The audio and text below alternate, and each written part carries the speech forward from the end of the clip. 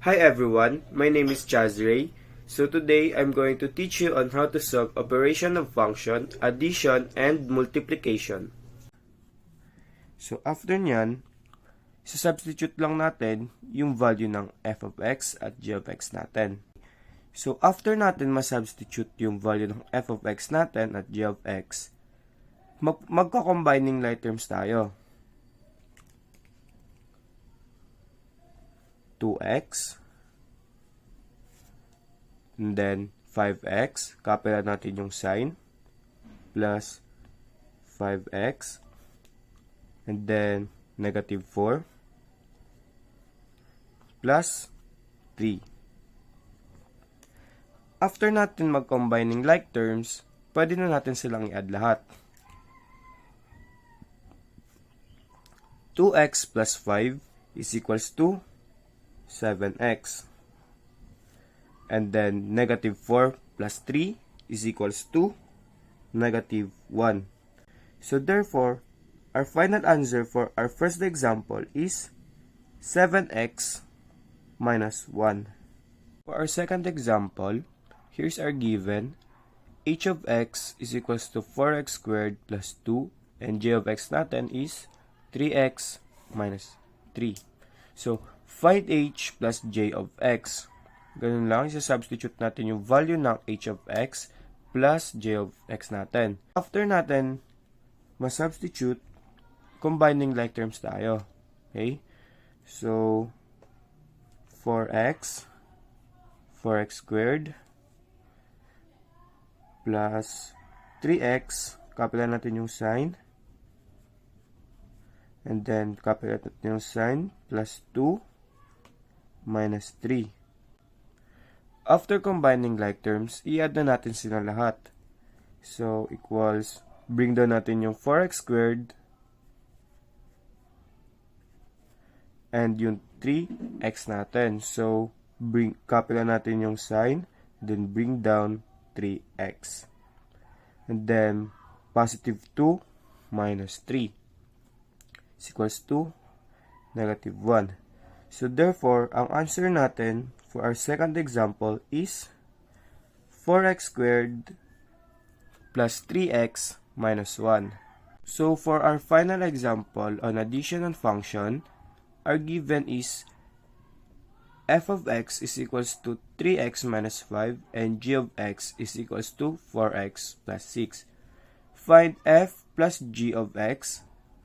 So, f of x plus g of x, isa-substitute lang natin yung value ng f of x at g of x natin. So, after natin ma-substitute, combining like terms, is equals to 3x and then plus 4x. Copy lang natin yung sign, plus 4x, yan, plus 4x minus 5 plus 6. So, after combining like terms, pwede na natin silang i-add lahat. Okay? So, equals 3x plus 4x is equals to 7x. Okay? Negative 5 plus positive 6 is equals to positive 1. Okay? So, plus, sulat natin dito, plus 1. So, therefore, our final answer for our example 3 is 7x plus 1. So, multiplication of function naman tayo. For our first example, our given is f of x is equals to 3x minus 2 and g of x is equals to 2x plus 4. Find f times g of x. And after nyan, substitute 4. Yan. So, huwag nyo kakalimutan yung open and close parenthesis. After nyan, multiply na natin. Gamitin natin yung FOIL method. Ano ba yung FOIL method? Yung FOIL method is first, outer, inner, and last. So, first, 2x times, 3x times 2x is equals to 6x squared. Okay? And then outer, 3x times 4 is equals to 12x. So, positive. Ngayon natin dyan. Positive 12x. And then inner. Inner naman, negative 2 times positive 2x is equals to negative 4x. And then last, negative 2 times 4 is negative 8. Yan. After nyan, combining like terms, or simplify na natin. Bring down lang natin yung x squared, then positive 12x minus 4x is equals to positive 8x, and then bring down negative 8. So therefore, our final answer for our first example is 6x squared plus 8x minus 8.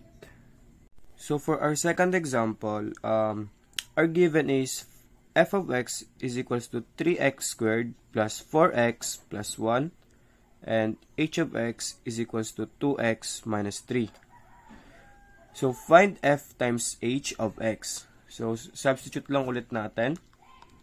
After nyan, i-multiply lang natin. Okay? So 3x squared times 2x is equals to 6x cube. Kasi, laging may invincible 1 dito. Yan, invincible 1 siya. Kaya, 3x squared times 2x. Okay, so hindi na natin kailangan ilagay yung invincible 1 dito. I-add na lang natin siya sa 2, kaya naging 6x cube. Then 3x squared times 3, or 3x squared times negative 3 is equals to negative 9x squared. And then positive 4x times 2x is equals to positive 8x squared. Wait, ayusin natin yung 8. Okay? Yan. And then, positive 4x times negative 3 equals to negative 12x. Then, positive 1 times positive 2x is equals to positive 2x. And then, positive 1 times negative 3 is equals to negative 3. After nyan, combining like terms, bring down na natin yung 6x cube, and then negative 9 plus negative 9x squared plus 8x squared is equals to x squared. Bakit x squared? Kasi negative 9x squared plus 8x squared is equals to 1x squared. So, hindi na natin kailangan ilagay yung 1 dito. So, invincible na lang siya, or hindi na talaga natin siya kailangan ilagay. So, x squared. And then, negative 12 plus 2x is equals to 10x. Then, bring down yung negative 3. So, therefore, our final answer sa ating second example is 6x cubed minus x squared minus 10x minus 3. That's all for today. Thank you for watching.